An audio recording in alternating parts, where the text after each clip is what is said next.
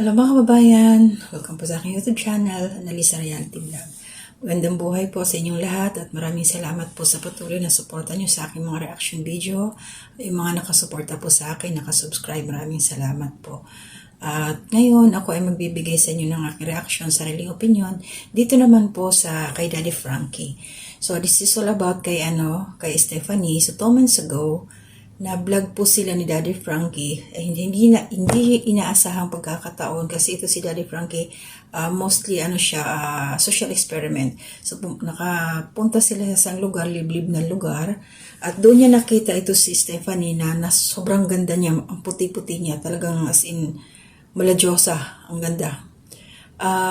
Simula po noon mga kababayan, nung unang na-upload ito ni Daddy Frankie, nag-alala na rin kami na nanonood kasi nga, ang kasama lang niya doon is yung anak niya na baby. Tapos, kasi yung asawa niya, nagtatrabaho. Bali, nag-stay-in siya. Pag day off lang siya umuwi. So, hindi namin tinantanan si Daddy Frankie na hanggat maaari ibalikan niya doon para sunod nilang balik, kailangan talaga maisama na kasi delikado nga. Pero inyo mga kababayan, silang mag-ina lang. Pero ang nito hindi ko ito yung dito, wag natin, kasi sila mga kababayan, asawa sila na hindi pa tapos sa pag-aaral, nagtanan lang sila. 18 years old, I think si Stephanie, basta mga bata pa ito sila. So, yung nag-aaral sila pero hindi sila nakapagtapos kasi nga, ayun, inuna yung hindi dapat unahin. So magpasalamat na lang sila kasi natagpuan ito ni Daddy Frankie nga at natulungan na sila ngayon. Meron na silang bahay mga kababayan dahil sa tulong po ni Daddy Frankie. At hindi ko inirekomenda sa mga kabataan yung ganito na porket baka mamaya mag-asawa na lang kasi mayroon namang tutulong. Hindi po lahat ng pagkakataon meron pong mapapadpad or may bababang anghel para tulungan tayo sa ating buhay, para maiangat, para maahon sa hirap. So, napakaswerte lang to nila Stephanie kasi nga napunta doon sila Daddy Frankie. At ngayon po is tapos na yung bahay nila, nilalagyan na lang mga gamit at malapit na po yung blessing. At yun, at meron na rin po siyang YouTube channel, ito si Stephanie. So tinuruan po siya ni Daddy Frankie. Pero bago yun, marami silang pinagdaanan mga kababayan kasi nga habang nandoon sila sa liblib na lugar na yun na nagsasama at meron na silang baby, ito si Stephanie at saka si John Lloyd. Hindi sila umuwi sa kanya-kanyang mga magulang kasi nga pinanindigan na lang nila ang kanilang ginawa. So hindi inisip na yung risk ba na sila lang doon sa liblib na lugar na posibleng baka may mangyari, mga ganong sitwasyon. Alam naman natin ang panahon ngayon.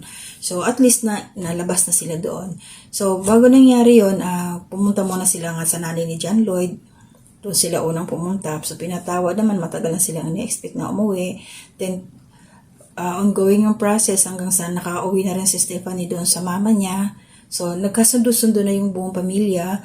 At yun nga, nag-offer yung lola nila, John Lloyd, na magtayo na lang sila ng sariling bahay doon sa tulong ni Daddy Frank at saka yung mga sponsors. So maraming salamat po sa inyo, yung mga nag-sponsor po sa babae ni nila Stephanie at saka sa tulong na rin po ni Daddy Frankie.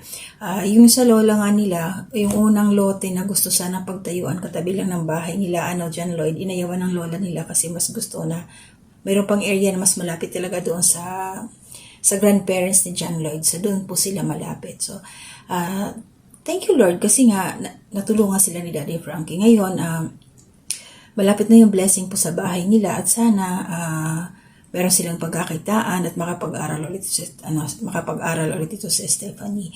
So, yun lang mga kabayan. So, in-update ko lang yung aking reaction dati na mahigit 1 buwan na. So, ito po ngayon ay maglalagay ako ng mga clips dito, pictures, kung ano na yung itsura ng bahay nila. So, yun po. Maraming salamat po kay Daddy Frankie at saka sa mga sponsors po.